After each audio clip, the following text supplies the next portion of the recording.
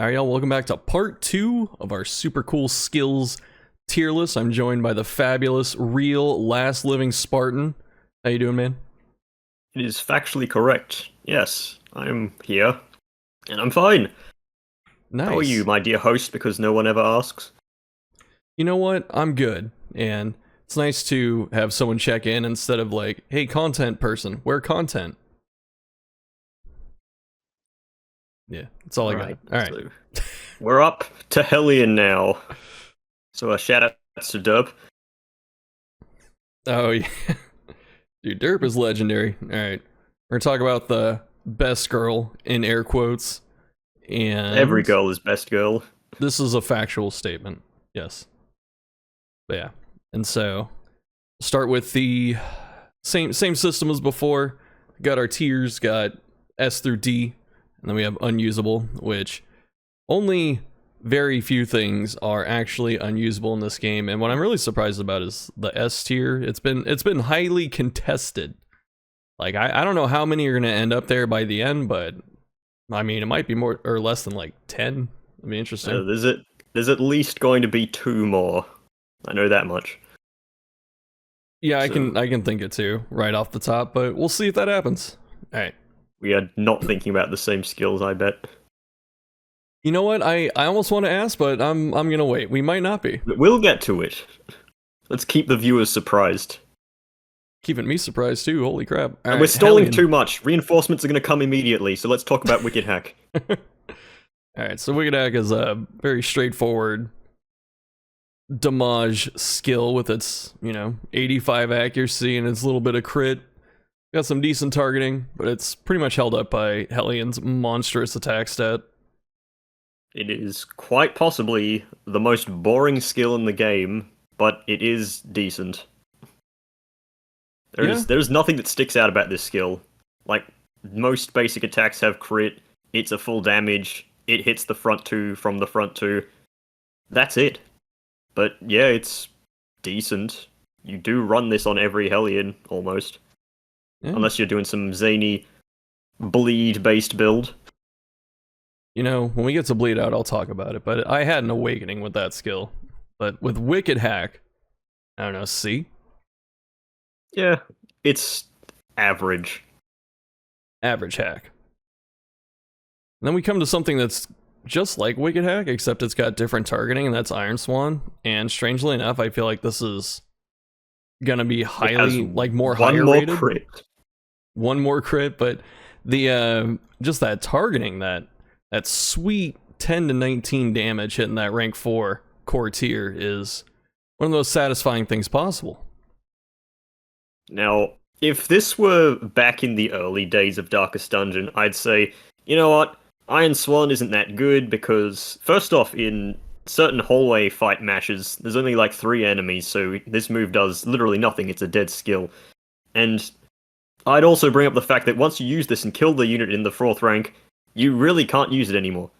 But the thing is that with backliners having so much dodge, and Hellion over the course of Darkest Dungeon's lifespan getting so many really good accuracy trinkets, like, her Color of Madness trinket alone makes this a super viable move for killing backliners. No, not Crimson Court, Color of Madness.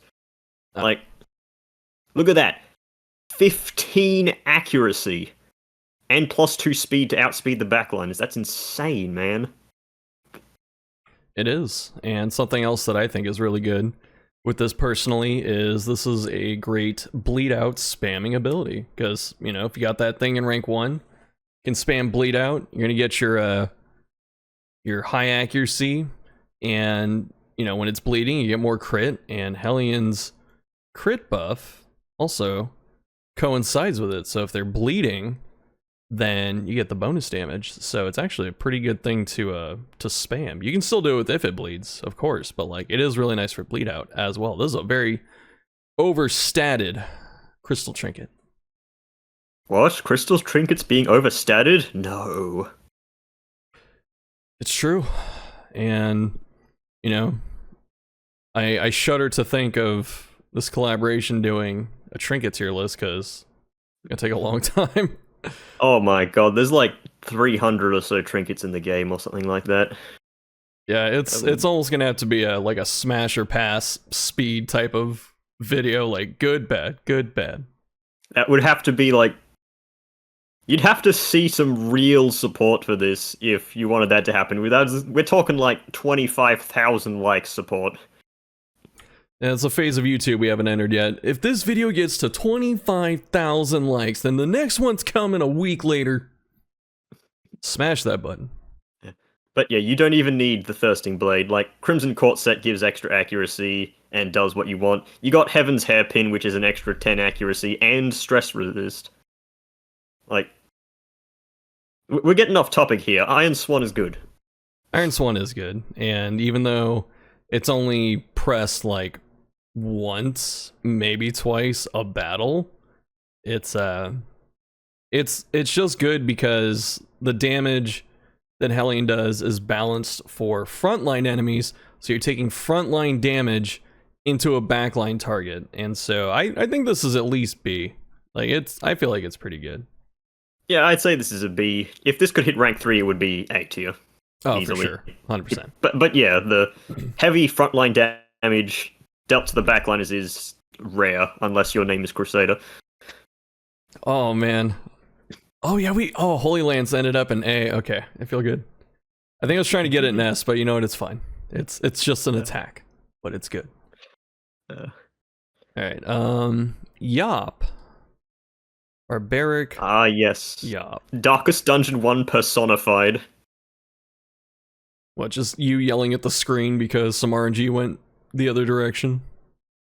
No, in fact, it is because Darkest Dungeon 1, the entire meta is based around stuns. And so they said, you know what? Let's make a stun that has higher than average chance that hits 2 enemies. That'll be balanced.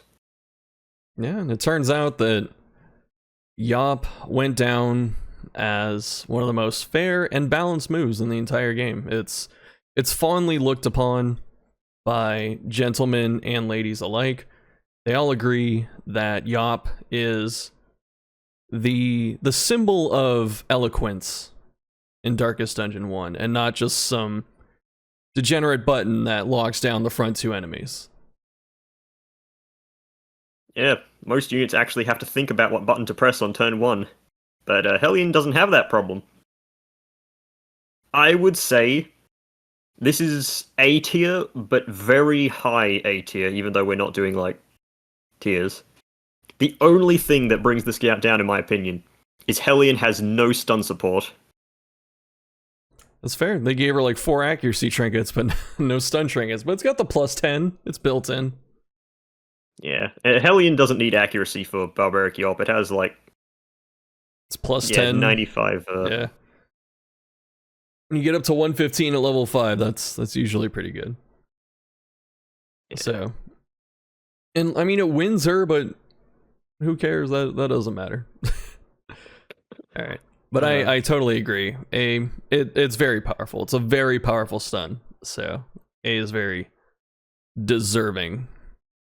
Then we come to what kind of holds the Omni Reach Hellion together, the Hellion that can hit all ranks between either Bleed Out or Wicked Hack, and then Iron Swan, and if it bleeds, fills in the middle gap. So part of Hellion's success is tied to the fact that she can hit everything from the front, and she does a good job at hitting those things, and if it bleeds is among those skills that let her do that. How do you feel about it? I feel If It Bleeds was a move that when I started playing, I never hit this button. But as I got further in, I was like, you know what? This move is actually really good because not only is this a move that, yeah, sure, it only hits the front 2. No, well, not the front 2, the mid 2, sorry. It's decent accuracy skill by baseline, and it also is one of the few Hellion moves that she can attack with that's not in the front rank, so while it doesn't fix her position like the next skill we'll be talking about, you can still, you know, if you desperately need damage to swing a fight in your favor and you get knocked back, even though Hellion has some decent move resist, you can still slam If It Bleeds for decent damage because despite being a dot move, it's still only minus 35% damage. So you're getting 65% of Hellion's pretty good damage. Yeah, it's important to know, because if you get into those situations where you're just focusing on numbers alone, you go, okay, it's minus 35% damage. That's nothing. But then, or you're going to hit for nothing. But then you have to realize that Hellion hits like, a small truck. And so being able to do that means that this minus 35%, this is still like a 6 to like 10 damage hit plus bleed. It's pretty good. I don't know. Where does it end up though? Is it? I don't think it's quite A. I mean, it's got a lot of reach. Maybe it is. I'd say it's a solid B. Okay. I was trying to talk myself into A just in case, but yeah. I mean, I do feel like it's B. It's solid. I mean, like if it had something ridiculous like no damage penalty or like +5 extra crit from the start, something ridiculous, then yeah, maybe it's higher, but If it could hit rank 1, it would be a whole lot better, because then you would not have to run Wicked Hack to attack the front line, unless you're running a certain other skill. Yeah, Wicked Hack would But never, would never see the bar. Thankfully, you can use this move in rank 1. Yeah, and this has been a point of contention in the DD2 community. People want this skill to be usable in rank 1 again. I am personally against it because Hellion's already too effective in rank 1 in both games.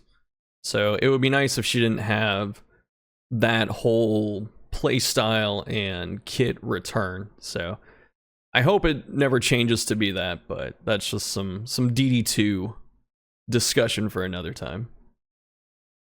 Yes, we'll have to touch on that when we do all DD2 skills ranked. Oh man, I hadn't even thought about that. We made that joke last time. Did you? Oh my goodness. It's been a few weeks, and it's not Spartan's fault. It's my fault, because I'm a horrible person. But yeah, so. Yeah, he has to deal with his cats. Cats and some other crap. But anyway, we have Breakthrough, which in DD2 is a meme for about 1.5 years. And then they buffed it, and it's usable. It's not, I wouldn't say it's good. It's usable. But in DD1, it fares a bit better, I would say. It's actually an interesting skill. Hits 3 targets, does some okay damage, because Hellion just does a lot of damage. The crit rate isn't super bad for something that hits 3 targets. And it gave us some very memorable videos, such as Don't Panic's Pain Train, which if you haven't seen that, you should. Some DD1 history right there. And that's all that jumps out to me about this, though. So, honestly, I like this move probably a lot more than I should. So, we all know that AoE moves overall give you a net positive damage output. So, like, Grape Shot Blast, Zealous Accusation, all those moves make it so the total damage you output is over 100%. And Breakthrough has a total of 150% because you're hitting 3 targets. And some people actually think the debuff you get after you use this is, a real negative, but it really isn't. It's the smallest you could possibly get. And in fact, I like to think of this move as a damage positive afterwards, because, well, especially when you're in the higher ranks, or the higher levels, and you land, like, a crit. Like, you land 1 crit and you're dealing extra bleed damage against enemies. So if you're running any comp that can bleed, then Hellion uses this move, gets some decent damage out, and then will start doing even more damage next round, because crit fishing is definitely a thing that Hellion can do with this move. Yeah, I totally agree, and that's something our DD2 friends might not quite understand, is that there are characters that can crit fish pretty hard in DD1, because you're not dealing with tokens, you're dealing with percentages. And some of these percents get like 30 plus with only a little bit of effort, and that leads to some disgusting things. As stated. Hellion at max level has 9 crit, so that's actually on the higher end of hero crits. So it goes up to like 12 by default level 5, and then you can do something like use her camping skill Sharpened Spear for an extra crit buff. So it just makes it even more effective. That is Hellion... 3 times, but it does work. Yeah, Hellion just gets like her camp skills are just more damage. Like she's such a damage monster, man. It's crazy. But yeah, sharpened spear, very powerful, especially for that reason. And yeah, breakthrough, even though it hits 3 targets and hits them weaker individually, it's actually a pretty solid hit still. Like with her base damage, it's like 5 to 9, 5 to 10, whatever it is. And you know, it's not bad. If you're hitting 3 targets, 1 crits, it's good. We're not even talking about the fixing your party positioning aspect. I know, we're just talking about this as like you're hitting stuff. Like, you know, you can fix your positioning dealing with this as well. So it's got that upside as well. With that said, I honestly don't know how to rate this. Because I have so much DD2 brain right now that like seeing this skill for like the last year and a half, it's bad.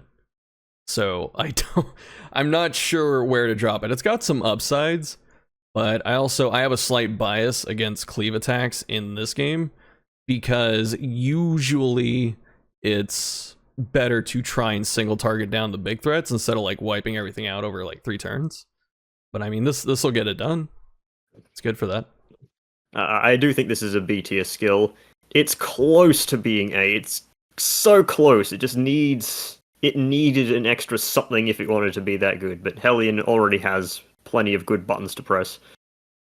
Yeah, I mean, it's already a solid skill, and then it's on a character that's arguably the most overstated in the entire game. Depending on who you talk to, but that makes it decent. It's held up by her good base stats, too. Oh god, I'm just looking at these icons that someone did with this list, and I'm upset because of like look at if it bleeds compared to Iron Swan. Just like the cropping. They're misaligned. Ugh. Sorry, Tatsu. Yeah. Fantabulous Tatsu Zumi makes a lot of my video thumbnails. We can blame her. Anyway, Adrenaline Rush. So this is this. Let's just say it. This is not a heal. This is a buff. Yeah, it's the heal's nice, but this is really just I want to hit harder, so I slam this. That's what it's for. And there's no cooldown, so you can just stack it. You don't really need to, but you know, you could just keep stacking it and then hit stuff. But yeah, I think this is a solid move because damage over time is fairly common. You know, it shows up everywhere in some form, and being able to get rid of any of them, because there's no burn in this game, is pretty nice. And then you get damage on top of it. Like the bonus damage helps counteract the winded debuffs that you're picking up from, you know, your other skills like Yop and stuff. So the issue I have with this skill is that it's one of the few moves that did not get converted into a battle-long buff. Which, I mean, obviously, you can't really make this a battle-long buff because it's a heal and it's a reactive type move for curing Blight and Bleed. So it's just confusing. Like, do you want to spend your probably main damage dealer's turn on a move to cure their own Blight and Bleed? Like, with like any other character that has a battle long buff, you can slam that turn 1 and, you know, that works. That's a bad example, by the way. That well, it's the first one that jumped out at me. We got a battle long cure Blight Bleed buff. Yeah, but that doesn't bode well for this skill. Oh, I know. It's I got something to say, but obviously the floor is yours right now. But yeah, this if this buff was like battle long and you had like maybe 2 uses of this, then I'd see value in like hitting this like maybe more than once. But it's a bit too reactive for me, and like, yeah, turn economy taking your main damage dealer. Unless you're of course fighting like a crab in the cove. In which case, yeah, this is actually really good. But continue. Shuffle, hello? Sorry, I was dying and I didn't want to have that overlapping your audio, so I had to mute my mic and then, you know, survive. Oh, how very considerate. Thank you. I did it for you. But yeah, no, I hear you. And As far as this being battle long, I feel like it would have to be retooled a bit, just because, you know, as it stands, like you said, it's super reactive. So you don't really want to save this until, oh, I'm bleeding. Now I'm gonna hit adrenaline rush so I can do damage the rest of the fight. So I mean, if it got changed around, then maybe. But yeah, it's what's interesting also, at least to me, about this skill is like how you were saying, you don't want to, sometimes you don't want to like spend your damage dealer's turn setting up because they should be killing stuff. And there's a lot of like cost benefit analysis the player's going to go through with that. But it's weird with this one because in terms of the skill, I think the skill's pretty solid. It's just the character it's on. You know, like if this was on someone else, would it necessarily be super good? How much better would it be?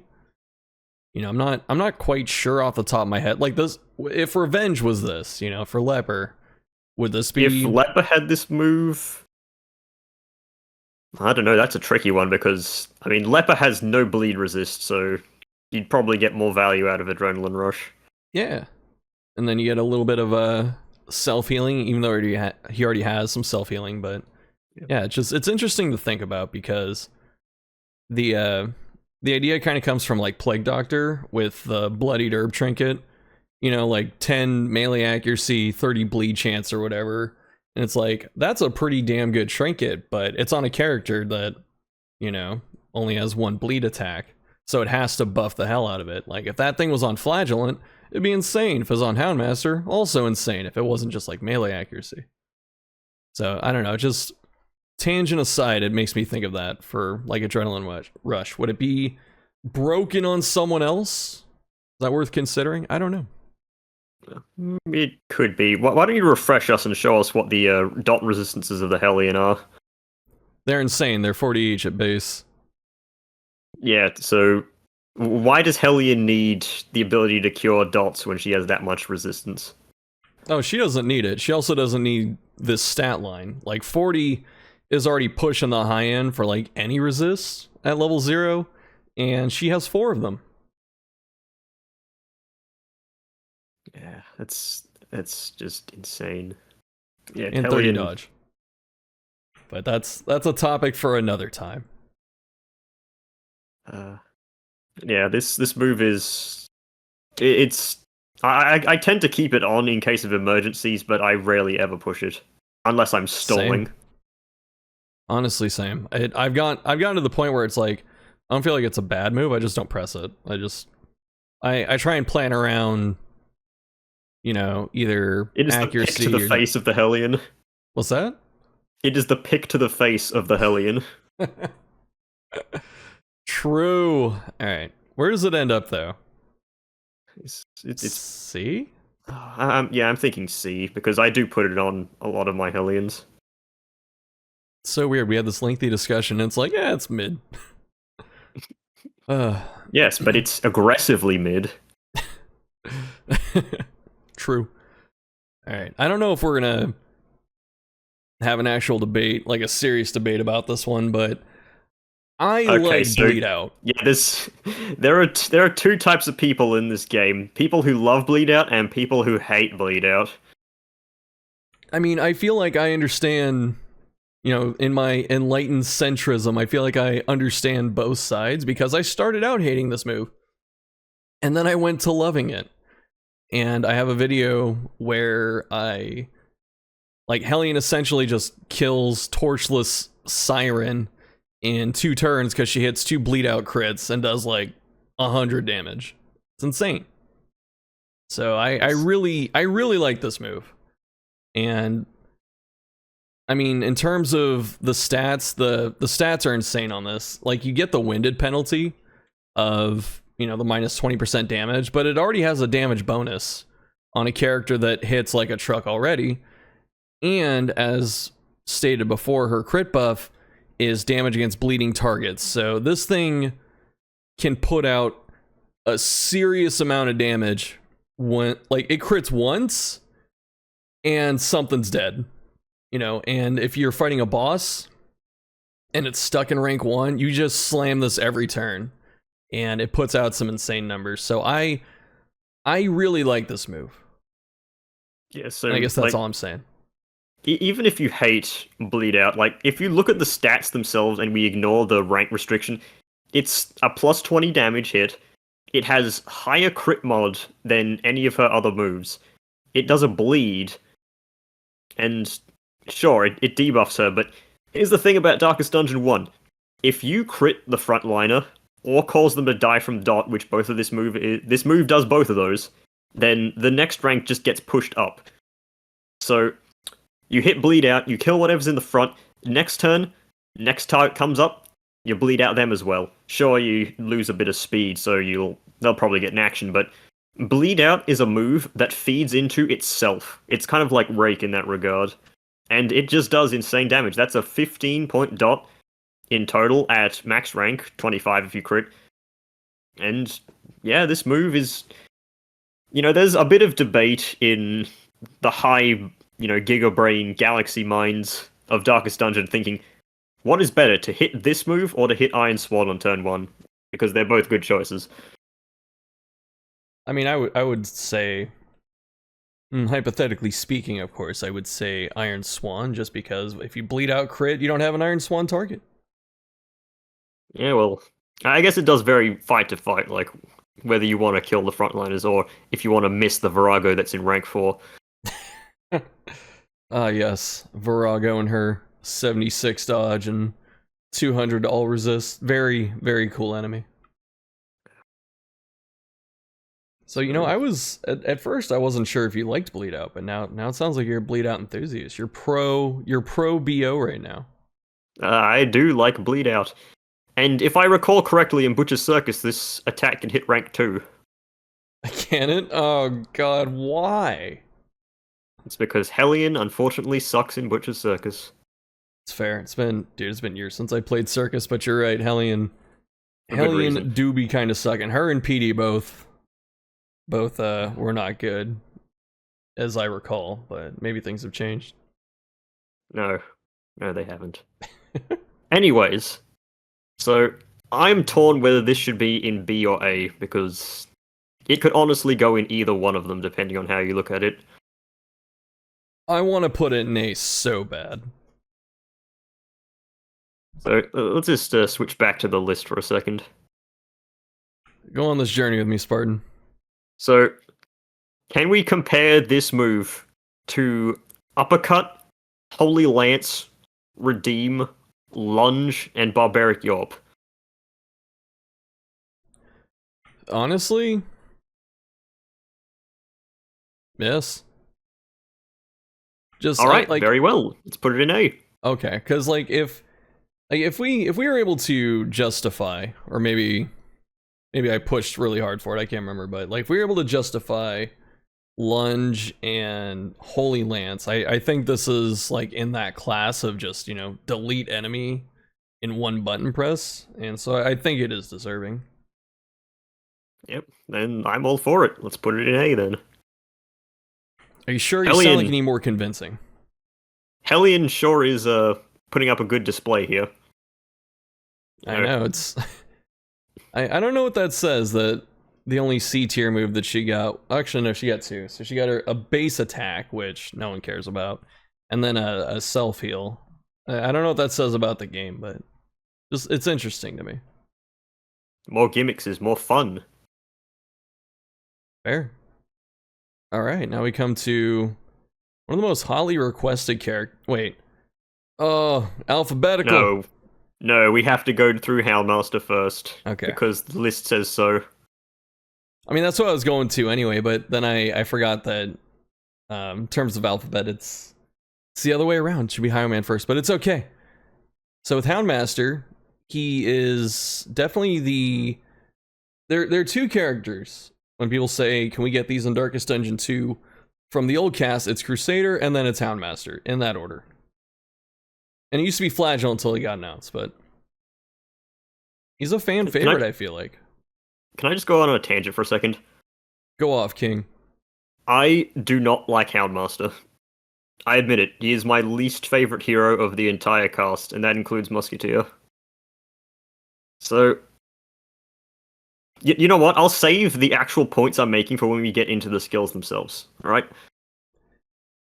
I'm okay. I'm curious now too, because it's like, is it born from a hatred of overstated moves such as target whistle, or is there some other fundamental reason? I'm excited to find out. So let's start with Hound's Rush. Yes, Hound's Rush. So let's just talk about the Houndmaster's base stats for a second here, shall we?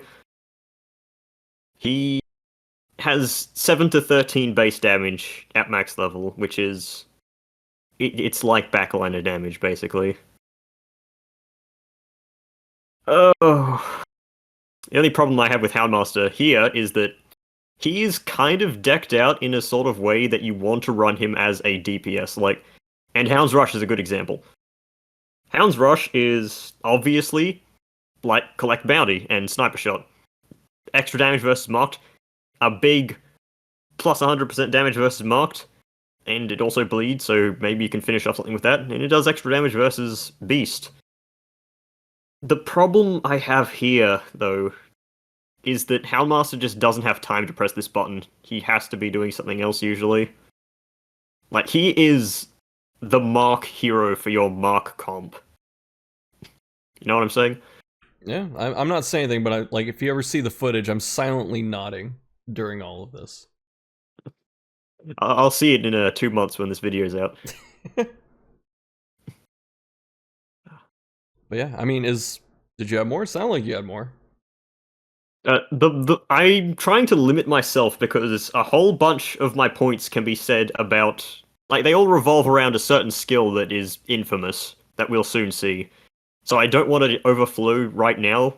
I want to save some of that bottled up rage for later to unleash. Unleash, I see what you did there. The Houndmaster, the leash, nice. Good job. Yeah, +1 affinity. Alright, well, this move it's interesting.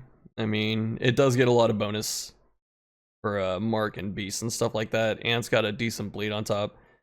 And then, as you said, he's got the backliner damage stats, so it's kind of a mixed bag. But stuff I do like is that the Beast damage is unconditional, and Beast is surprisingly common as a tribal type. I mean, Eldritch is the most important, but I feel like after that, Beast and Human are kind of like tied, and Beast shows up in some dangerous scenarios, so having that bonus damage could be nice. But on the other side of that, Houndmaster has some crappy accuracy for the targets he's supposed to be hitting. Like 105 for someone that's supposed to hit a backliner is not great. So I was never too much of a fan of that, and he's only got 7 speed, which is decent, but like he's going second to those backliners a lot of the time, so he's not gonna be able to one-tap them and stuff. Yeah, you just can't one-tap with a Hound's Rush. It does too little damage with that base backline damage. Yeah, I mean, so where does it get put then? Because the reach is insane. It hits all 4 spots from 3 out of 4 spots.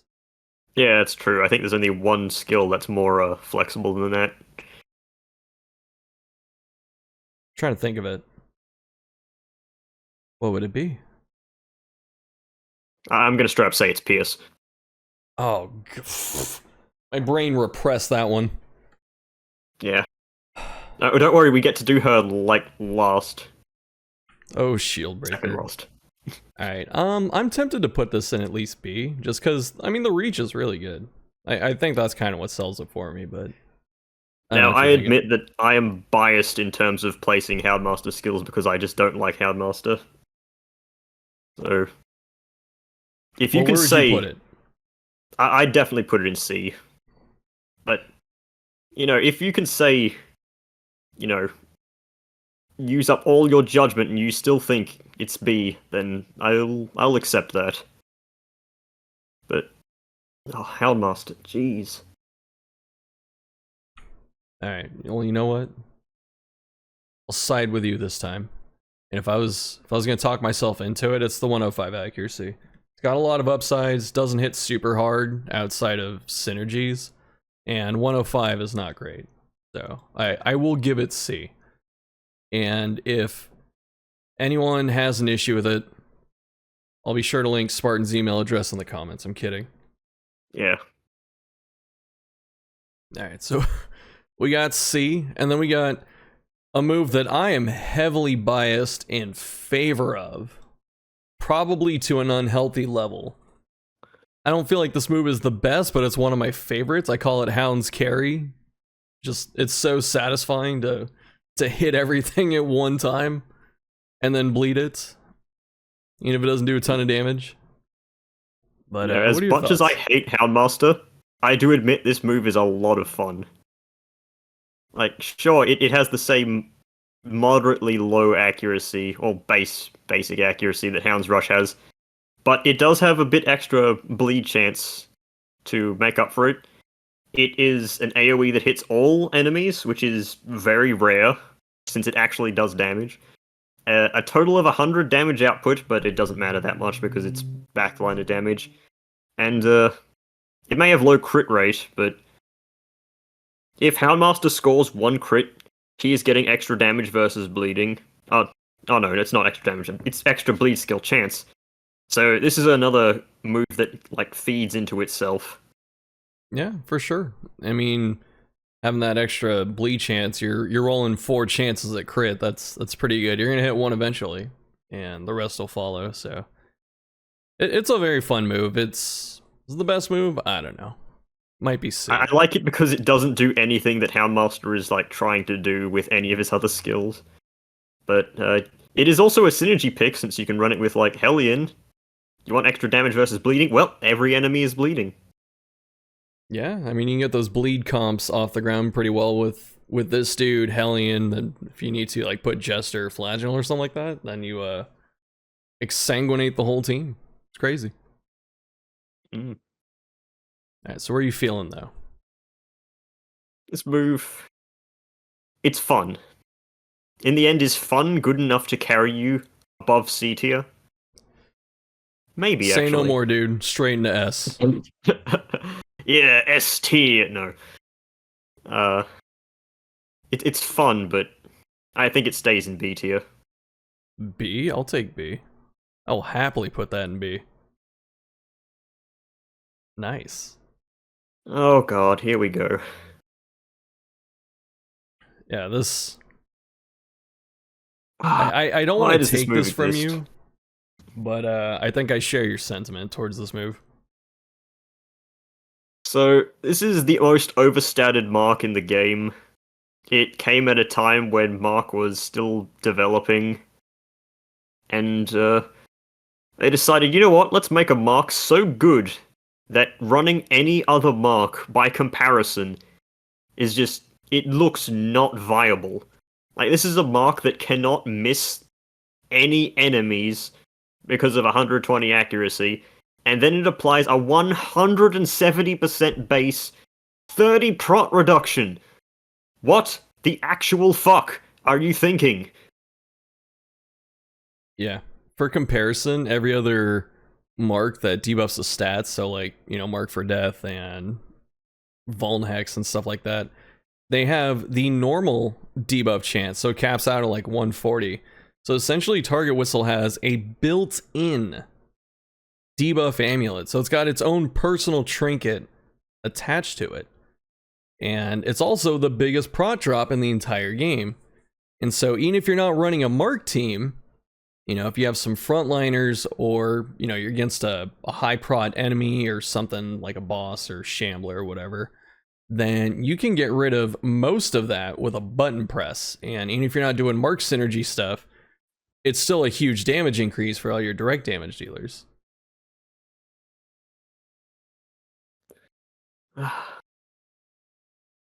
Yeah. It's pretty much exactly that. It is a no investment, incredibly powerful move that makes Mark viable on its own. And this is what I kind of meant when I said the Houndmaster doesn't have time to press Hound's Rush. Why? Because he needs to hit Target Whistle. Like, everyone complains that, oh, frontliners aren't that good in this game because every frontliner has protection. Yeah, well, let's just remove all of that protection. Literally all of it, unless you're a specific, like, shield-based enemy, like the Pelagic Guardians or the Bone Shield Walls. And this just removes all of it. Ghoul? Ghoul goes down to 10 prot. And then you just finish it off with, like, one attack that does bonus damage versus Mark. It's stupid.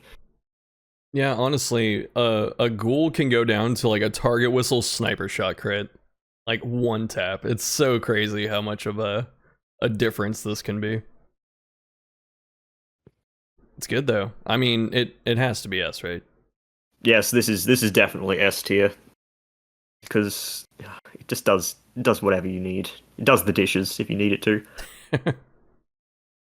Yeah, it's grossly, disgustingly overstated. It's not because of like some complex, crazy thing or strategy that, you know, the greatest thinkers found out. It's like, no, it's overstated.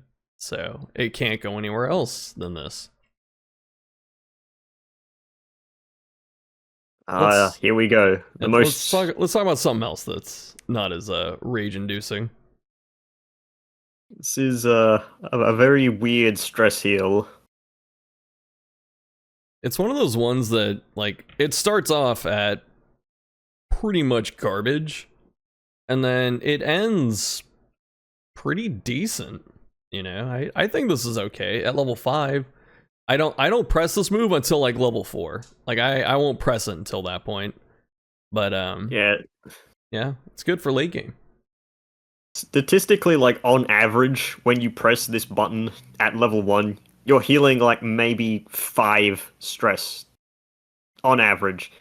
And that shoots up all the way to 18 stress healing at max level. So this move just does pretty much nothing early ranks. Like, you are losing action economy, and probably you're losing the stress fight as well if you try to outdo a single stress healer. But oh, for sure. Yeah, this move is actually fairly good in just general. Yeah. Is it B? Is it C? I'd say this is B because well, it's Darkest Dungeon 1. Stress healing is at a premium. That's fair. I mean, this gives you an alternative to Jester, who is a very good single target stress healer, but then you have someone that can deal with AoE stress, which is also fairly common, especially later. So it's good to have something like that if you need it. Yeah, this isn't early access Jester that had an AoE stress heal. No, we live in the future. About that. All right, then we come to I have history with this move, so there's like, first off, that description on the wiki is wrong. It's 2 rounds for the self effect. Oh, and not the self. Oh, sorry, I thought the guard right? Was also the same. No, my bad. No, it's okay. It's trust me, this move confuses me too. There's a running joke with people that know me and like watch my videos and stuff that I am historically blind to pressing this button. Like, I have lost characters because I forgot this exists. I have lost characters because I thought it would last an extra turn and it didn't. So this move just does things to me. But that being said, you know, someone who's not a complete idiot, when pressing this button, how do you feel about it? This is simultaneously the best and worst guard in this game. So, in case you don't know how guard ally for 2 rounds works, it means that you guard your ally, and then since it's a buff you use on yourself with the guard thing, then it immediately ticks down to 1 round because buffs go away at the end of your own turn. Which means that if you do not hit this back to back, you lose the guard. This isn't like Man-at-Arms' guard, which you can have 1 turn in between to hit like Retribution or something like that. No, you have to spam this, otherwise it does, well, yeah, you just lose the guard.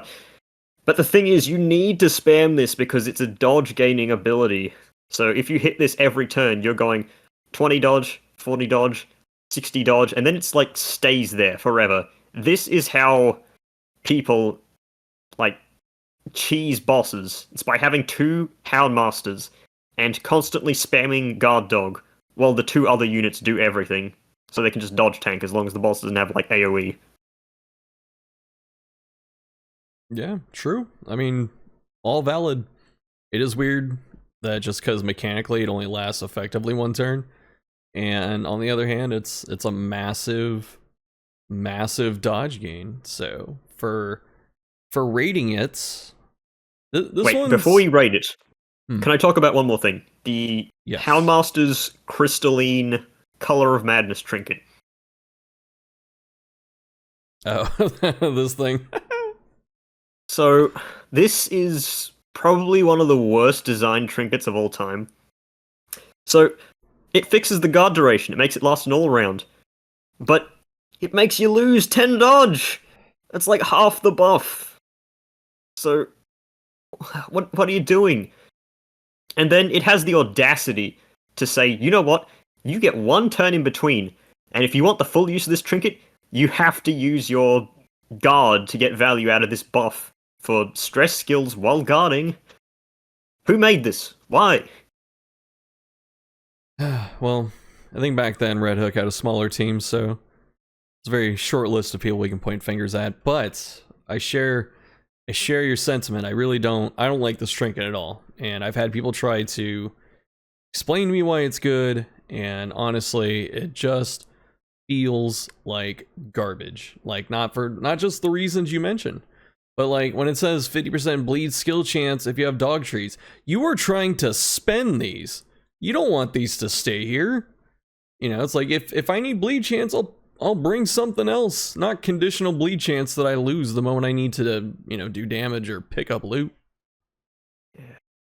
But yeah, if you try and mitigate the minus 10 dodge by spamming it, guess what? It doesn't matter because if you spam it, you don't care about the extra turn. Yeah. I think it's funny too that not that this really ever comes up, but if you're a low level seeker Houndmaster level 0, this doesn't you don't get any dodge. Not that it really matters, but those little interactions are funny to me. Rest in peace, Houndmaster. But yeah, this move is unfortunately good. How good? Because I can't rate this because I am too, my IQ is too low, my brain is too smooth to understand this move properly. So you know of the Darkest Dungeon legend, Thick Veiny Sausage, right? Yeah, I've heard of him. Yeah, this is one of his best moves, his favorite moves because of dodge tanking. It's how he got so far in Endless Harvest. It was this and Hound's Harry. Even though he doesn't like the move or he said it's bad or whatever, it's like he presses it because it synergizes very well with the Endless playstyle. I would say this is A, and I hate it so much though. I'll trust you. Alright.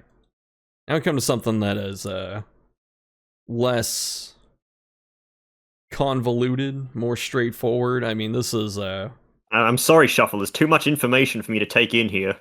What do these numbers mean?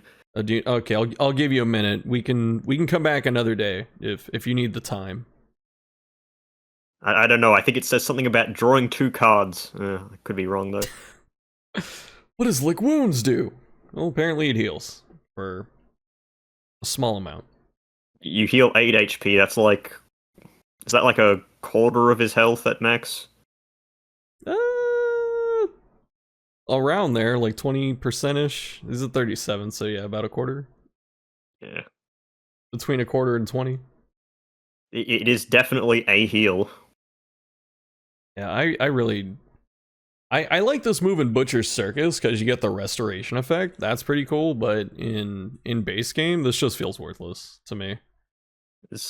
The thing is, it's not bad. It's not so bad that you can make fun of it, though. It's just there. Yeah, this is definitely a case of the other 6 moves are probably better than this one. But, I mean, this move isn't, like, unusable by any means. Just, it's got stiff competition. You can always use a heal, I guess, even if it's just for yourself.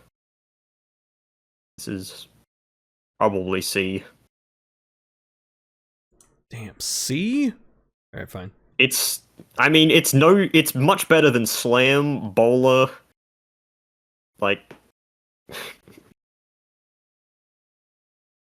yeah, it beats everything below it out of the water. Because at least those help you recover. Fair. Good point. Alright. Blackjack. This is an interesting one. It's Houndmaster's only melee attack, has some pretty good accuracy. Got the plus 10% stun chance on average. Not Are we completely going to talk zero about damage. Cudgel Weight? What's that? Are we going to talk about Cudgel Weight? The trinket? I mean, we could. You know, it's like the skill independently isn't too egregious, I feel like. It's similar to Manacles, but slightly better. But then you get, you know, this thing. Yeah, which, in total, gives you a higher stun chance than Abomination with Broken Key. Yeah, it's got a Cultist sweating. He's like, oh man, people are catching up to my 200% stun chance or my 220 when I crit. Well, yeah, one Yeah. speed. So, Houndmaster has surprisingly good trinket selection for this skill. For this, I mean, throwing down a 175% chance stun that can hit rank 3 is pretty damn good. yeah, it's very good. I think this is like it's at least B to me. The thing that keeps it out of A is that he can't use it out of rank 3, which is usually where he likes to be. But Yeah, the downside of him being like a midfielder, like yeah, he can't use his stress heal in rank 3. yeah, I mean, he so- can't use it unless he's at least in rank 3. Sorry, bad wording. Yeah, but no, I get you. I mean, it makes him easier to build because, you know, there's a couple moves you can just toss out if he's in rank 2 immediately, but yeah, I mean, it's a One. good skill. So it's like, does the targeting hold it back too much, or is it fine for what it does? It's pretty good, I guess. I'd say it isn't as good as Manacles, just because Manacles does more damage. Manacles has the benefit of Abomination being a frontline damage. You know, he's got frontliner damage. Yeah, fair. Good point. Okay. Wow. The cat's Oh. bugging me. Yeah, the cat knows that we're talking about a dog. Yeah, I don't know why he's bugging me, man. I gave him his nighttime snack. Oh, here he is. He just jumped on me. All right. Highwayman. Yes, the dev bias hero.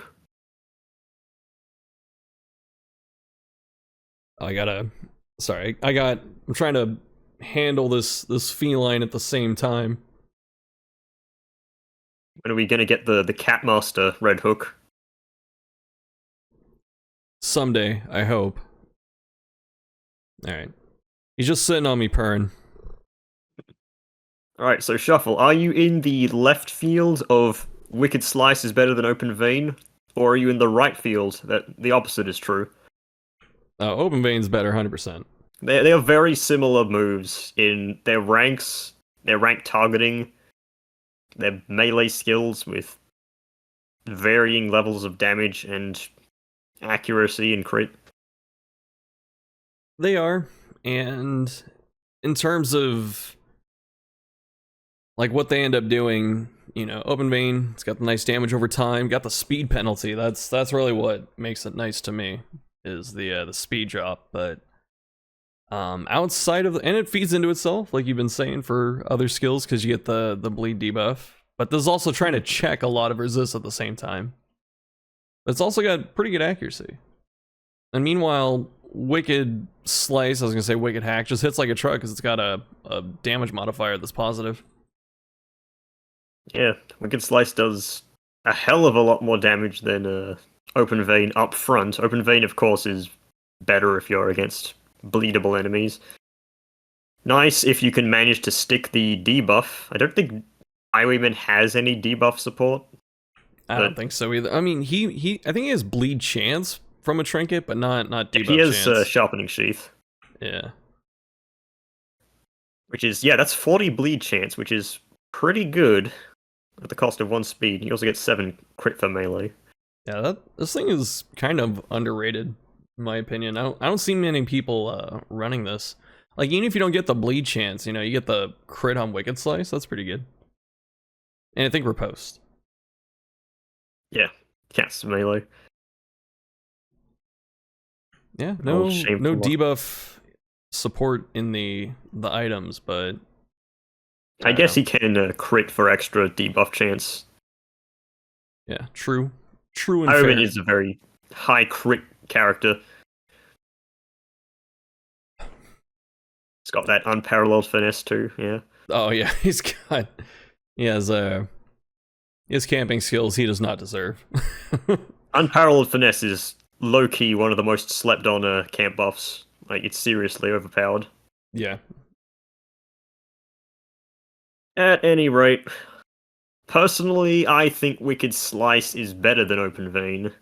Ooh. But because you look at Highwayman's damage, he doesn't have like backliner damage. He has midfielder damage, which is 9 to 16 is pretty damn good. It's like 1 to 3 less than Hellion. He's got good crit, which benefits from the extra crit of Wicked Slice. Oh yeah. Yeah, Wicked Slice got some good crit going on. The base 5. I'm feeling it. So where do these end up then? Because I don't think that I like Open Vein. You like Wicked Slice. I'm not saying that means they can't be friends in like the B tier or something, Yeah, I agree with that. I'd say they're both they can both go in B tier. Sorry, Wicked Hack. Wicked Slice is just a bit better than you. It's okay. Hellion has bleed out. She's chilling. Will there be a Highwayman skill that also goes in A tier? This game doesn't have take aim. Oh, that's what Tracking Shot was originally called, though. It's what's called in the game files. Oh my god, the lore. I mean, it kind of is take aim, actually, when you say it like that, because it's the same thing essentially. It's just bonus damage. We'll get to this move later. Okay, sorry, I was excited. Pistol Shot. This is I feel like Pistol Shot's pretty average. Yeah, Pistol Shot. It has high crit. It has good ranges. It's basically Arbalest Shot, but less bonus damage versus marked, and doesn't get crit bonus from mark. It does more baseline damage, I think, technically, because of Highwayman's higher base damage. Yeah, I think you're right. If it's not higher, it's the same. This used to be the button that everyone pressed in the OG Darkest Dungeon days, but it's fallen off a bit. Yeah, it's a bit strange because in DD2, Highwayman is better as a range damage dealer because he has some really good support for his gun skills, and in DD1, I would say he's a better melee character. Don't scroll down, we don't want to see it yet. Sorry. Alright, yeah, Pistol Shot. I kind of want to just put this in C. I don't think it's... Yeah, this is C tier. Highwayman not only has better skills, but he has better ranged skills. Yeah. Alright, here comes the big boy. Point Blank Shot. This is a fan favorite. I know a lot of people definitely like this one. Yeah. The cornerstone of the other half of dancing comps. Like, most characters have moves that move them forwards. Like, that's the bog standard move direction. This is one of the very few moves that moves you backwards, so it's a bit harder to make a backwards dancing comp, but this move is definitely worth using for that. Yeah, it's one of those things where a lot of, like you were saying, a lot of characters can move forward pretty easily. Very few characters can go backwards, and so that makes it kind of special in that regard. Plus, it is like a truck, even if they have prot. So it's basically bleed out with no dot. Yeah, actually, you don't debuff yourself at least. But, it also has some pretty good accuracy, 95 at level 1, which is on par with dot causing abilities. It's got good crit. Might disrupt the enemy. In fact, it kind of feeds into it itself if you can move him back to the front rank because he'll knock back whatever he hits if you're lucky. Yeah, definitely. It's a fun move to build around, and it can pop off pretty hard. So it's no Iron Man secret. also does have a good ranged skill support. Yeah. So it's not surprising that people enjoy this one. Where does it end up though? Like I want my gut check is B. I don't I'd say think it's B. it's. You think so? Yeah, any skill that can be the star of the show, like the main build around skill, is definitely deserving of at least B. Okay. Yeah, and I feel it though, because people. One of the first experiences with dance teams people end up having in this game is dual savants into point blank. It sets off some neurons when you see that you can move a character and they don't just like pass turns for doing that. So Yes, I almost forgot. Back in the old. You know what? No, I'll save this trivia for later. Let's continue. okay. Need to Grape stop. shot, which Okay, here comes a clash right here. I am a firm grape shot believer. I believe this is an actually really good move. And I know that you believe this move is not so good. I am not the biggest fan of this move, but what I will say is that our mutual friend, Mr. Sausage, has said that this is the best stalling tool in the entire game. You leave it at rank 1, you're in champion, you're not hitting a damn thing with it, you don't get reinforcements. So, let's talk about what's bad with. You know what? Let's do this good cop, bad cop. Let's have you point out all the downsides, and I'll point out the upsides. Oh, I mean, that's easy. The downsides are it exists. No, it's just got bad accuracy, bad crit. The crits received debuff is interesting, but you have the bad, like the targeting's okay, but the where you can use it from is pretty awful. Even though he is a midline character, like sometimes you just I don't know, like you just forget that he can't do this. Like if you want to make a gunner highwayman and just leave him in the back with pistol shot and stuff like that, you can't use grape shot. You got to put him in 3. But I don't know. This move just doesn't do enough. Like Hellion having minus half damage feels a bit better. Plus, I think her accuracy is better, and it's got a little more utility. But I don't know. So, what I like about this move, obviously, the biggest downside of this is the accuracy modifier. So, that's obviously like the biggest hump to get over, but Highwayman fortunately has this one trinket called Gunslinger's Buckle, which makes up for the accuracy that you are losing. Like, let's take a look at this trinket here. So, you get 20% damage for range skills, and then you get 15 accuracy, which pushes this move up to like more than okay accuracy. So, Grape Shot becomes pretty good with this.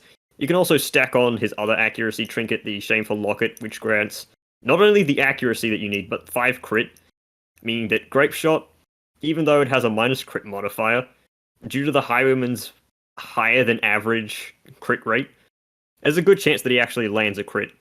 And this is a move that, as we've been saying multiple times, feeds into itself, because you are debuffing the enemy for more crits received, which means that this is definitely one of the skills that you want to have like 2 highwaymen in the mid ranks, just throwing down grape shot blast after grape shot blast and just deleting the front 3 units. And that comp does work. It is very fun, albeit a bit repetitive, which is why I just like this skill. Sure that AoEs are more a case of you'd rather focus down a single unit, but the crit received debuff will help you finish off that unit.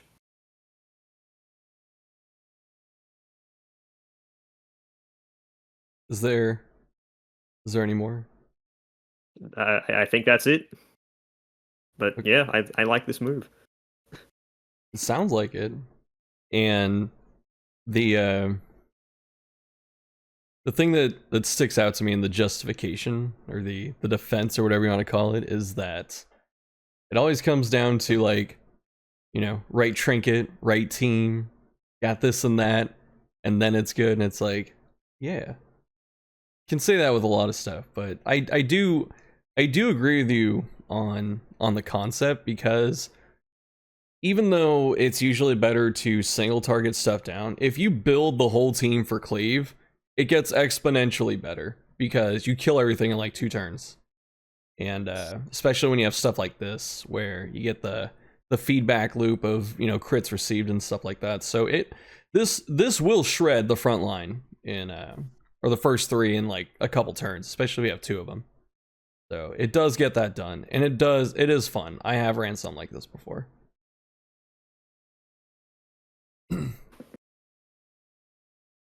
All right, so let's rank it then.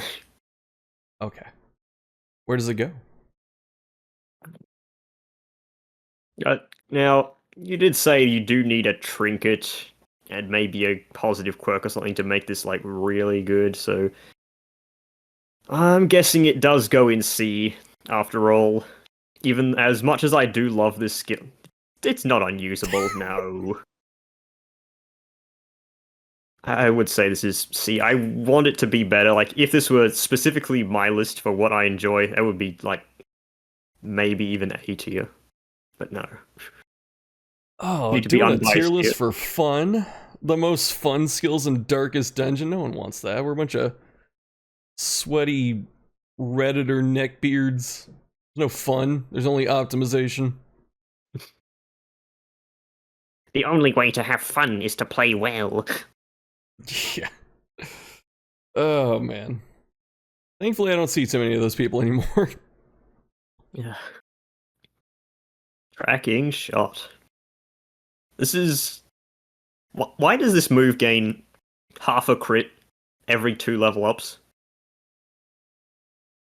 What is that?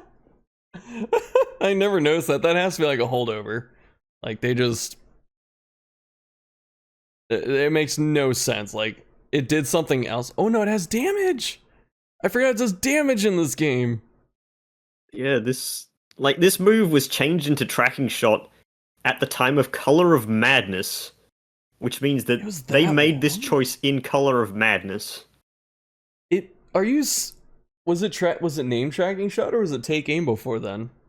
Well, for the longest time in this game's lifespan, this has been take aim, which wasn't even an attack; it was just a buff. But I mean, they changed it with bypass / remove stealth because that's when they introduced the mechanic. Yeah, it's crazy because like I wasn't a beta player, you know, like early access and stuff, but I did play a release. And I remember some things like Dual Savants not giving riposte, but I don't remember this.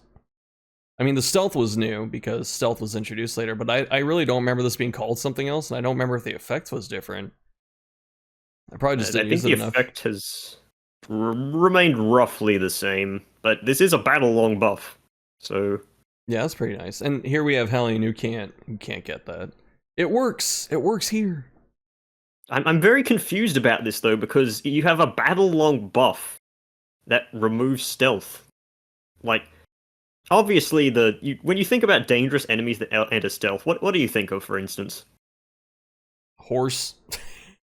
Yeah, and you know what horse is in? The Endless Harvest, where you don't want to blow your battle long buffs on room encounters. Yeah, I mean that's definitely fair. Does he only get one shot of this? He does. Yeah, he gets one, and it doesn't refresh until you've beaten a boss or you get to like a rest zone. Yeah, that's a long time. That can be, you know, a few dozen kills. So And yeah, you can't carry the buff to the boss, which is the main downside. yeah, just more endless harvest problems. I think the best use of this, or at least the best situations I see, are like you just ping off something that's it's not even for the D stealth. It'll be like you're in a long fight, you know, maybe you're fighting a shambler or just something where it's like you can ping off something by doing 2 damage to it, and then you're buffed for the rest of the fight doing other stuff, or on boss encounters that aren't in endless. But this is a weird one to slot because his move slots are already pretty contested, and so getting something you only press once means the other 3 have to be like super high value after that. Surely Highwayman doesn't have a move like that. Yeah, clearly. But yeah, this is revenge for the Highwayman. I you know what? I think it's pretty good. I think it's I mean, revenge is good, just when you can use it. yeah. I think it's one of those situations where it's like statistically the numbers are pretty much on its side in a lot of cases, but in practice it's very hard to find the time to hit this. So might be C. It fixes Grape Shot Blast. Anything that helps Grape Shot. I mean, this is pretty good for Grape Shot. 10 accuracy, 8 crit, 20 damage. That's pretty nice. Yeah. Although I think the 20 damage comes out to like a point, how the math goes, but That's 1.5 with a crit. ooh, damn. All right. Straight to S tier because of that. Okay. All right, that's it for the video. I'm kidding. This is probably B tier. B. Oh, damn. I mean, Yeah, it is a lot of because- stats. Highwayman is good against many bosses because of, you know... Well, first off, because it's Highwayman. Second off, because this buff helps him in the long run. But we all know what really carries the Highwayman against most bosses. Here we pass go. button. Here it is. Yeah. The button. Everyone likes this one. Probably one of the most broken moves in the game. Yeah, it can be. Like it does solid on hit damage. You get the riposte effect. It moves you. It's got good reach. And the thing what I like a lot about this is that you know, you get the riposte and all that's fun, but really this helps keep Highwayman in position. Like he is never out of position during a fight because of this move. He can get to wherever the hell he wants to be. And he can make it a really high tempo play doing it by getting, you know, riposte and stuff.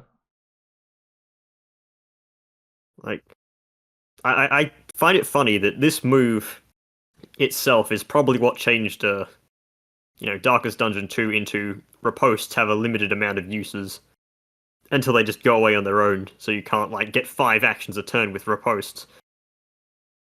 Yeah. Talking about that video I published, yeah, I did exactly that, and you can beat a champion cove with 2 units because of this move. Yeah, it's pretty crazy. The interesting thing, I think, at least for riposte, is that it doesn't gain accuracy like as it levels. So it's calculated differently, if I'm not mistaken. So it's 85 yeah. base, and that never increases, so you need extra trinkets or quirks if you want to actually hit those.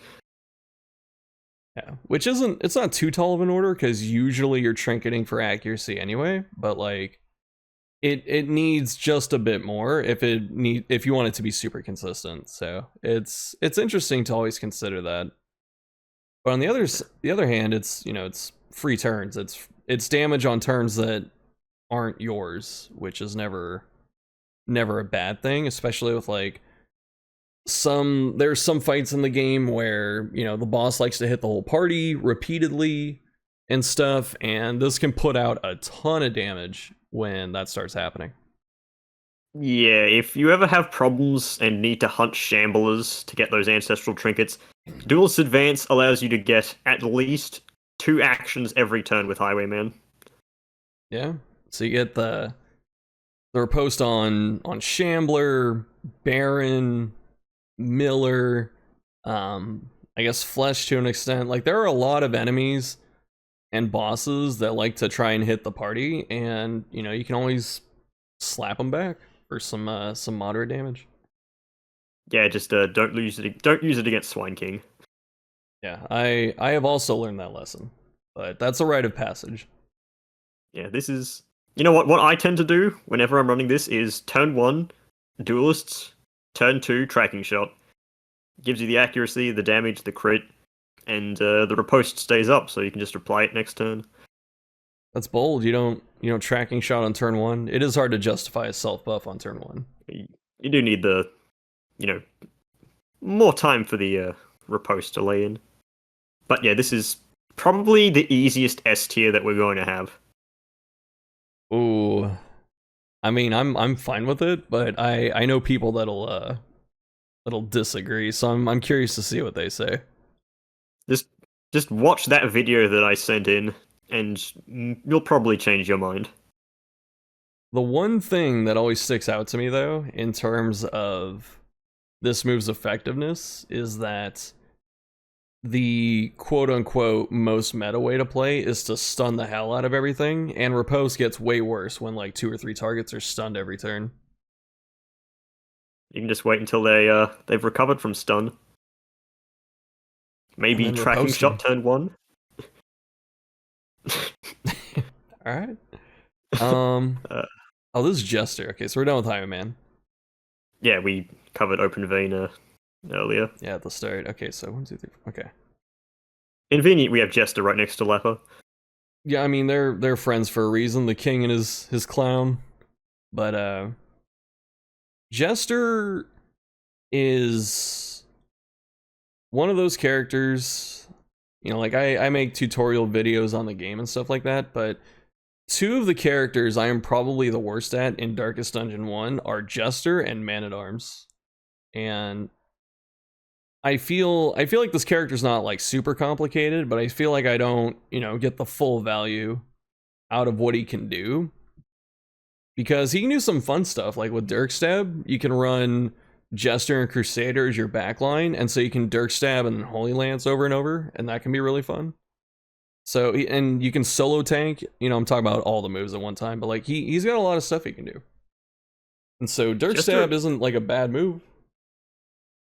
Jester easily has like a whole wide array of moves he can do. Like almost every move he has its own kind of like playstyle. Like, do you midfield him to bleeds and stuff? Do you have him buff in the back? Do you have him in the front for his finale comp? That's the question. Dirk Stab is kind of a bit of everything, because you can use it to switch out your playstyle mid-game. You start him in the back, maybe use some buffs. Dirk Stab him forwards, maybe use some bleeds. Dirk Stab him again, once or twice more, hit him with a finale. I think that's exactly how they planned Jester to be built around, but unfortunately, due to trinket allocation, you kind of have to choose one or the other to do. Yeah, that's fair, but I think that's a good summary. Dirk Stab can really make the movement and different moves this character has pretty cohesive. So it's not a move that like stands out in terms of it's gonna crit something for 47, but it's solid. It does what it needs to do. We're obviously not going to be talking about buffing finale because every move does that. Yeah, we can talk about it a bit at finale, but like that's the skills discussion. But, note, this buff exists. Yeah. So with Dirk Stab, I mean, I don't think that it's B, but like C doesn't feel fair either. I mean, to be fair, Jester has backliner damage, and this is basically a basic hit. Yeah. Basic hit damage on a backliner. I don't think the fact that it bypasses guard really ever matters. I can think maybe one enemy that it's actually important for. Yeah. And that's like the Shields fish in the cove. I thought you were gonna say the statue. I didn't even think about that. I just ignored the shield. Yeah, I mean, I honestly, no, I just wouldn't bring Jester to that fight. That's the correct response, because yeah, you can ignore guard, but then you're chipping the granite stone with your fork for 2 whole damage and stuff. You're gonna scrape the moss off. Eventually, it'll crumble. All right, so I guess I'm hearing C. I don't know if that's what you were intending, but that's what I'm hearing. Yeah, I'd say C. All right, then we come to Harvest, which doesn't have as much to set it apart as it does in Darkest Dungeon 2. And this kind of goes into the same discussion that's been throughout this video specifically, is like, you know, area attacks versus single targets. And Harvest isn't necessarily like a bad move, it's just that it's competing with another move that does a very similar thing. So I personally believe that Harvest is a bit better than Slice Off. Interesting. Okay. So let's just take a look at the comparisons of the bleed. So at max rank, Harvest is a minus 50 damage, and it does 4 points of bleed for 3 rounds, and has 4% crit. Slice Off only does 1 more point of bleed. It does have 17% extra damage, which isn't that much. It does have good crit though, but it only targets 1 unit. Now, of course, if there's like a big unit in the second slot, or second and third slots, and you get less value from Harvest, of course, then Slice Off would be better, but I don't know, man, that AoE targeting is, it's kind of what I live for. And, if Harvest sticks 2 bleeds, it's of course 8 points of bleed for 3 rounds.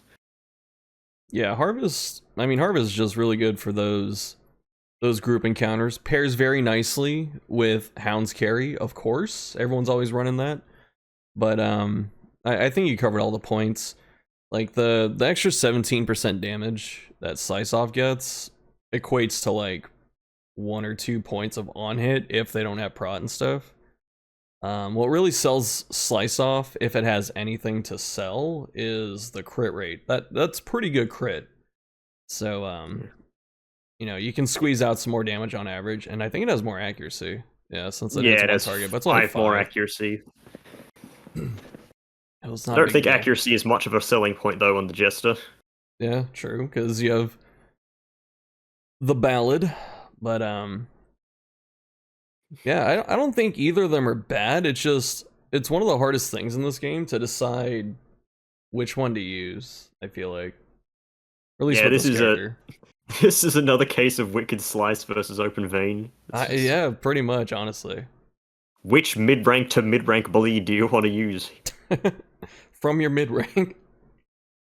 Yeah. I mean, do we put them together? Like, are they paired together then? Like up in maybe... I don't know. I mean, it's a decent amount of bleed on Harvest, but I feel like, oh god, we kind of have to be consistent with the difference between Reign of Sorrows and Punish, kind of, because they're both very similar. One's a one target, one's a multi-target. Yeah, I didn't even notice that. You're right there. Jester does have a bit less bleed damage dealt, and actually, I think he has higher damage than the Flagellant, but that's just Flagellant things. Yeah, it's because Flagellant's got all that scaling. Yeah, he's a tank. If you had to push me, I'd say that Harvest goes in B and Slice Off goes in C, but it's still very close. Slice Off is better against bosses though, usually. I mean, if we...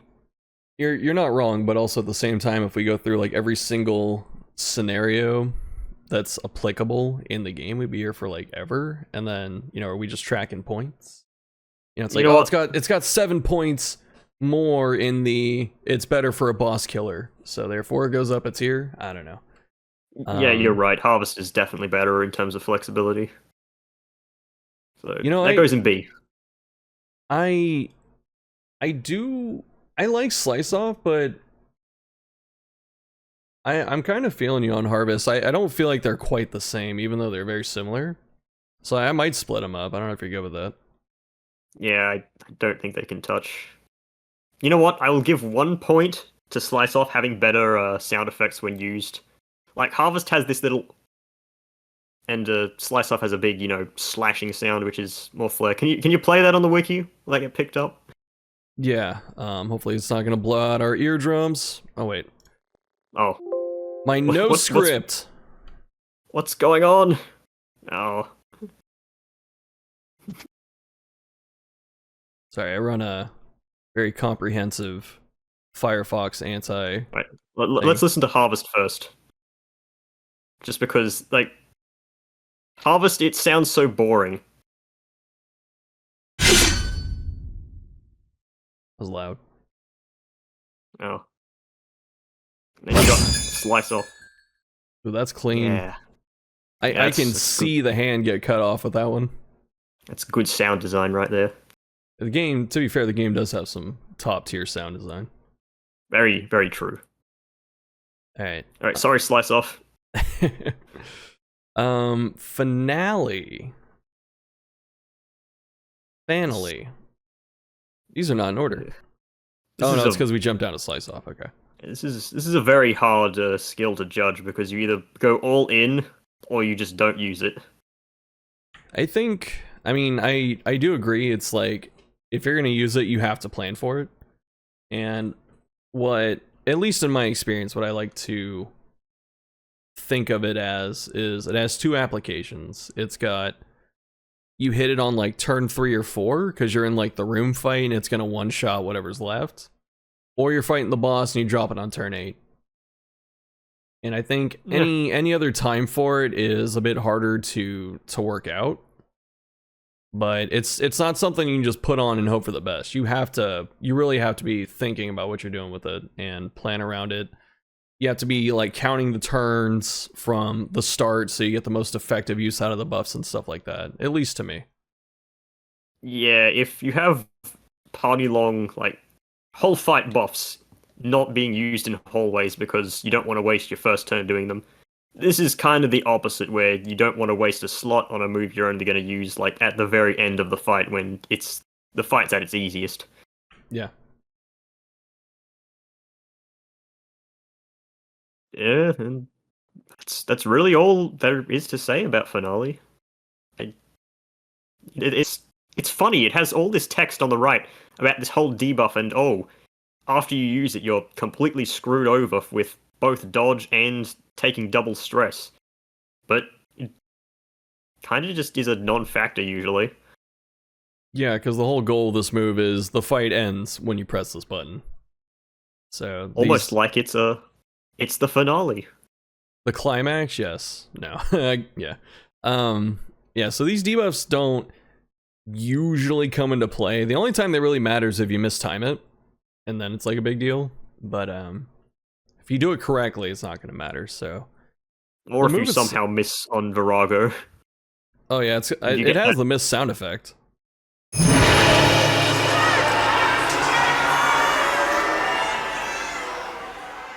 Yeah, the booze of failure.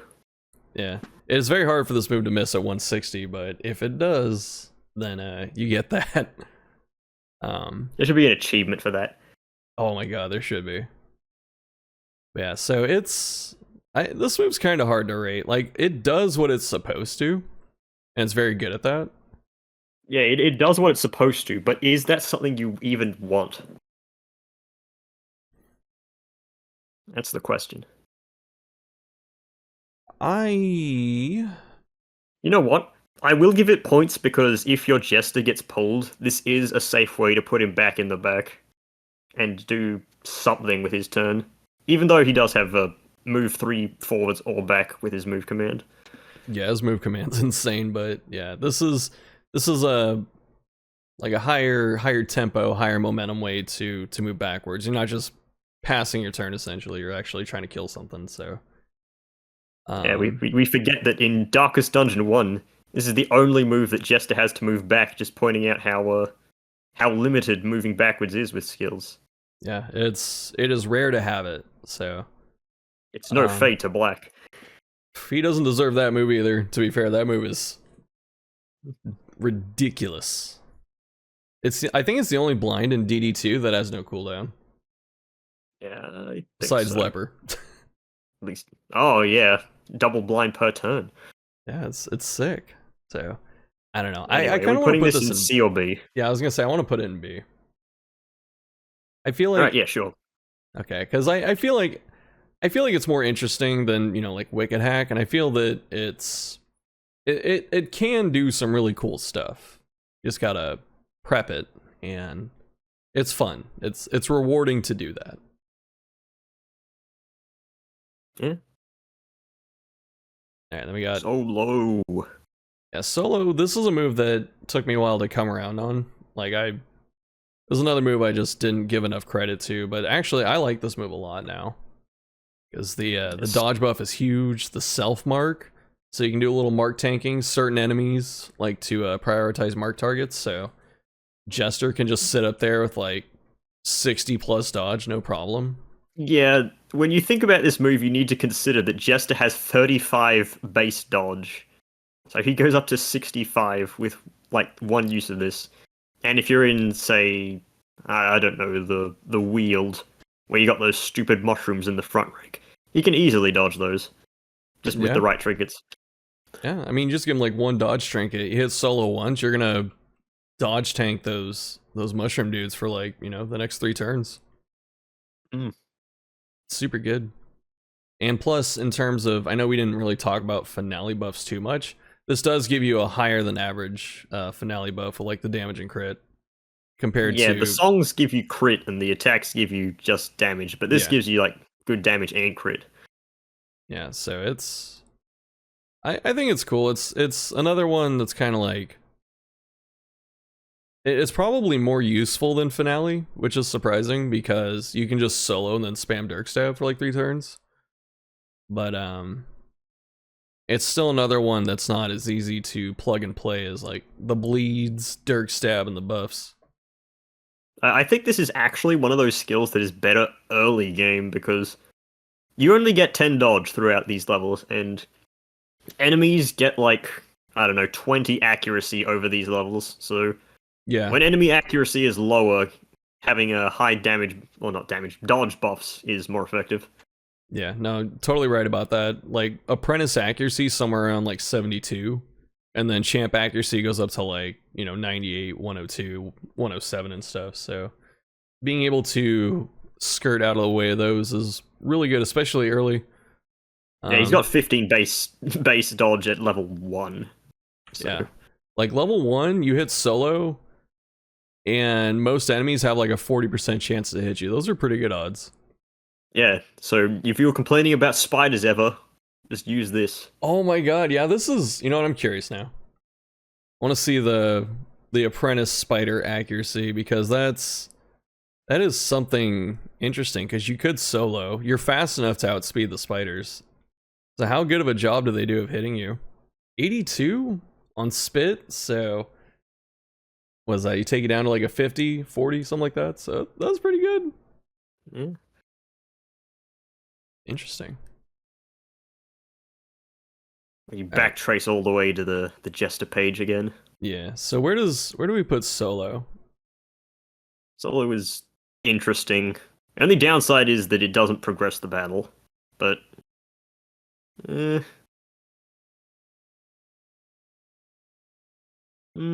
I'm torn here because I really don't use this move as much as I probably should.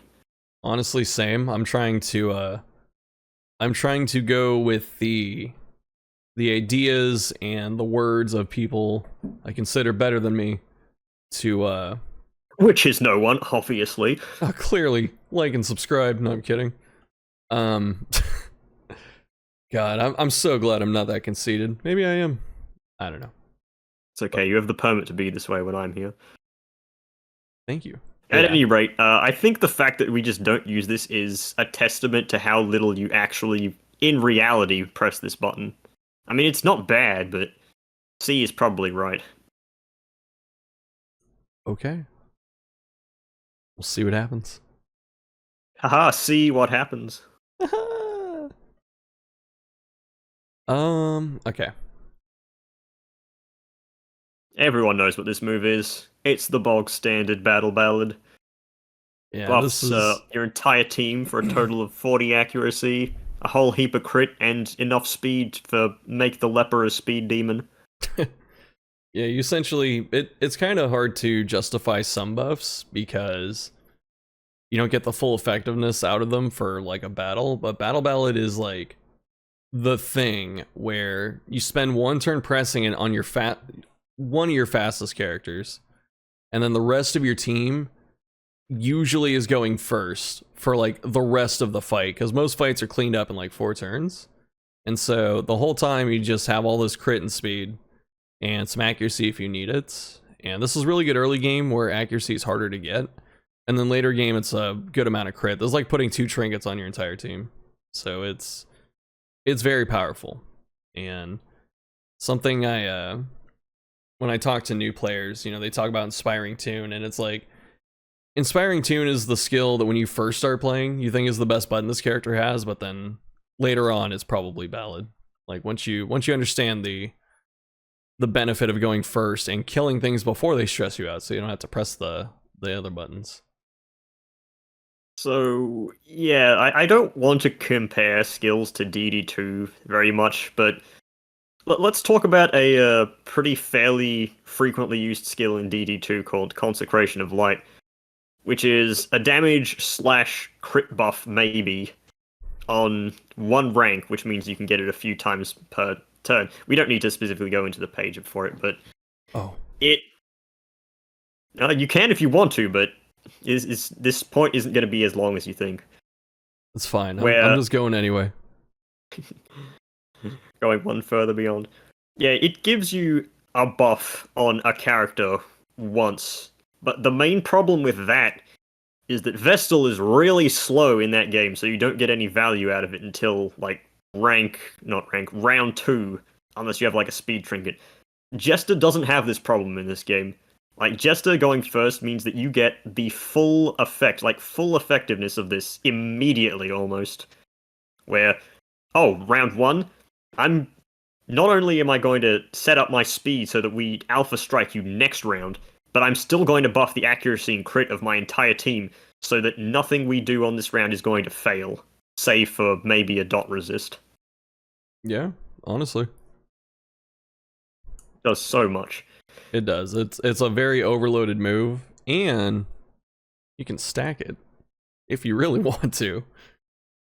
And I mean, sometimes Jester just has nothing better to do. You bring him to the ruins, he's still good because he can press this. He doesn't need bleed skills.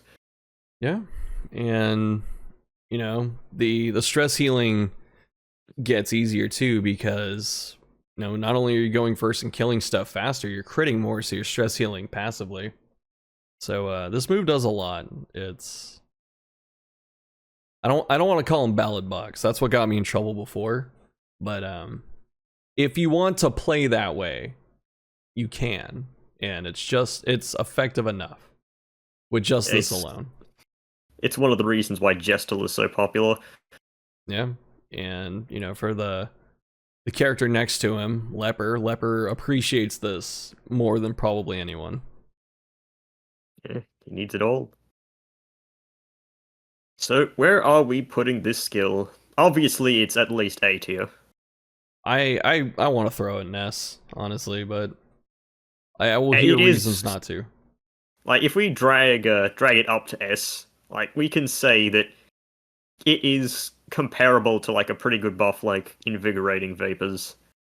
It's probably better than Holy Lance, Lunge, Inspiring Cry, Bleed Out. Like, it is better than these moves. So, it probably does belong in S as well. See, when you're talking about what other moves are going up into S, this was the first one I thought of. And I'm not too surprised that it ended up this way, personally. Yeah. Obviously, Duelist Advance was one of them, but I mean, I like Duelist Advance a lot. So, I don't mind with that one. Then we have Inspiring Tune, the best single target stress heal. It's pretty good, and you get this nice little stress resist bonus. It's a stress heal, and there aren't that many of them in the game, so you run it because it's a stress heal. Yeah. How much does that speak to its effectiveness? You know, like it's not up here, you know, at the top. I don't even know if it's an A. Like, I kind of want to say B. Like, you don't even have to run this the whole time. That's the crazy part. Since you can swap moves, you know, the first couple fights of the dungeon, you can have it off, and then once you get to the point where people are starting to get beat up, maybe you don't have camping, you know, people are like 30 stress, 40 stress, then you can start throwing it on. But it's effective, just not it's not oppressive, I feel like, compared to some other moves. Yeah, it does have a bit of extra benefit since, well, if you're running a dot comp, for instance, and you've got like maybe a mid-speed enemy about to take his turn, and he's going to bleed out or blight out on his turn, Jester can sneak in before the end of the round and throw down a quick Inspiring Tune to help you recover before it gets, to die horribly. Yeah, true. And something that, okay, this is like one of those Giga Brain plays, but it does give you a minus stress received buff for 3 rounds. So, if you really want to, you can apply this at the end of like a Warren's room fight, and then like stack it up maybe, and then touch the sacrificial stone, which normally gives you like 60 stress, and you reduce it by 40% with 2 stacks. So, less chance of a... Well, okay, if you get the bad outcome, you suffer less penalty, but... Yeah, I mean, that's an amazing point, It really speaks isn't. to the other Galactic Brain strats of, like, pressing this, as you were saying, and then taking a shovel to the bas relief, That always gives you 100, though. Well, it can give you 80! Hog. Maybe 40, or if you go back to the old road, you can talk to the ghost. Yeah, Free just virtue. sneak the Jester on board the stagecoach in the tutorial. Exactly. I don't know, man. That's what people always say, like, oh, free virtue. It's like, no, dude. That ain't happening. I don't have a hero ring. Yeah. Gotta fight the tutorial shambler. Is that still a thing anymore? Can that still happen? Yeah. That's why Nice. you don't snuff the torch until the fight against the one bandit started. Yeah. Okay, we're talking about Inspiring Tune. It's probably B tier. Yeah. Actually, where did I we agree. put Inspiring Cry? We put Inspiring Cry in A. It's because Inspiring Cry does like 3 different things that are useful. I feel like. It's true. So, this probably goes in B then. And you can put it in A. I won't fight you on it. When more I think about it, I do like Inspiring Cry a whole bunch. Yeah, probably B. Quickly, before I change my mind. Okay. I'm having second thoughts. I'm becoming afflicted. What about second thoughts? No. Alright. I know I said I was gonna do 5 today, but it's almost 11 p.m. for me, so that's my bad. But we can knock the rest of this out next time. Yeah, we did start a bit late. Yeah, it was 100% my fault though, so it's a bad person. Alright. Do you want to give an outro to this one? Alright, join us next time. We're gonna knock out the next 6. And I won't hit up Spartan at 8:30 p.m. to start. And we'll get through it. We'll skip Musketeer, of course. And then we'll probably have like a 20-minute rant fest about Pierce. We'll see you then. Yeah, and we'll fix up any skills we put in the wrong places, which obviously we will have done at least one. I gotta take time to comb through those again. I mean, I guess we can. Sure. What if we put Transform too low? Oh my god. You're right. Hold on. You're right. What if it was always unusable? No, I'm kidding. Alright. Any final words? Thanks for hanging out, man. Plague Doctor OP, please nerf. True. Alright, goodbye.